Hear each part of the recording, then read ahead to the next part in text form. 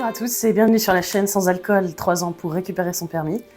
Aujourd'hui, on va revenir sur la prise de conscience d'un problème alcoolique et sur une semaine qui a été chargée en émotions. Je disais dans la précédente vidéo, j'ai consommé de l'alcool avec excès pendant 15 ans à peu près. Mon état s'est progressivement aggravé, je me sentais de plus en plus mal les lendemains, enfin les fêtes duraient à chaque fois plus longtemps et elles étaient de plus en plus difficiles à surmonter.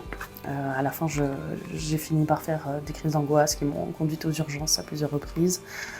C'était vraiment, j'étais dans un état d'angoisse et de dépression assez intense, quoi. Surtout, je voyais aucun moyen de m'en sortir. Et puis le plus grave, et c'est d'ailleurs comme ça qu'on reconnaît l'alcoolisme, hein, c'est un des critères principaux, c'est que malgré toutes les conséquences négatives que cette consommation exacerbée d'alcool avait sur ma vie, je parvenais pas à arrêter en fait. Rien n'était plus important que mes fêtes, enfin fêtes entre guillemets. Cette espèce de perte de contrôle qu'apporte l'alcool quoi finalement. En fait j'en étais arrivée à un point où je me définissais comme alcoolique.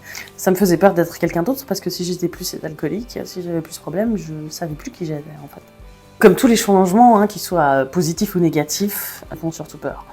Et donc il faut essayer de prendre son courage à deux mains pour s'en sortir. Et donc aujourd'hui, j'ai une super nouvelle à vous annoncer. Voici ce que j'ai reçu la semaine dernière. Ma propre médaille personnelle. Donc voilà, ça fait un mois et une semaine désormais que je suis sobre.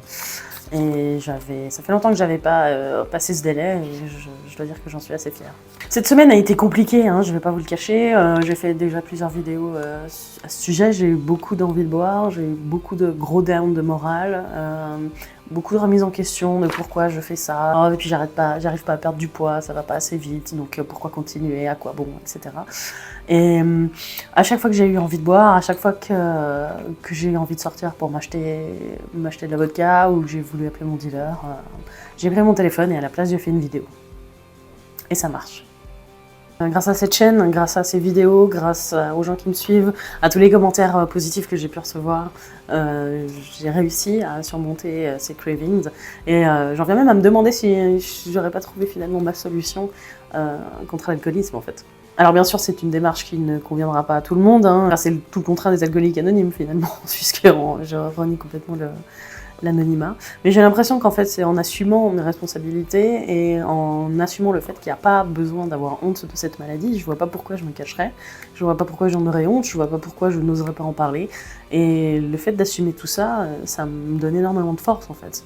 Et ça me permet de pas replonger tout simplement. Certains dans ma famille, les gens les plus proches de moi, ma mère notamment, sont pas vraiment ravis de ma démarche, hein, parce que évidemment ils ont peur des retombées que ça pourrait avoir sur moi, sur ma vie, sur ma carrière, etc.